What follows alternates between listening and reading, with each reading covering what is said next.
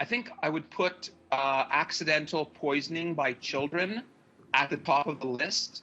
A year after cannabis legalization, edible pot products are set to fall on the right side of the law. But there are some big questions about how police will enforce consumption and what could be in store for hospitals. Even though edibles are legal Thursday, it likely won't be until mid-December until they hit the store shelves, which may be good news for cities and police forces across the country who are still trying to figure out how to enforce the law. Take the city of Calgary, for example.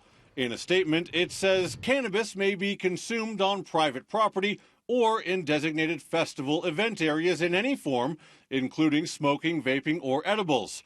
Consumption of non-medical cannabis is prohibited in any form in Calgary's public places. But how do you stop someone from doing this?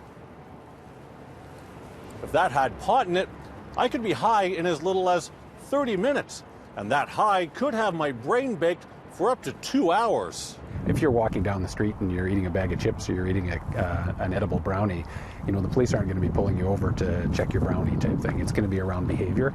That's what's going to be bringing you to the attention of the police. It's not just legal concerns. There are also concerns about what they could do to people's health.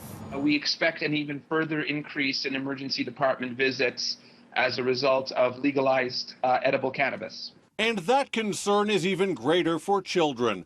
According to the Canadian Institute for Health Information, in 2017-18, cannabis was the cause of nearly 40% of hospitalizations, which were the result of harm from a substance for 10 to 24-year-olds in Canada. So the experience in the U.S. is that not only do emergency department visits go up for kids as a result of legalized edibles, but hospitalizations do as well. That suggests that the children are arriving in the emergency department in a much sicker state. One province which may not be dealing with these issues to the same degree as the rest of the country is Quebec.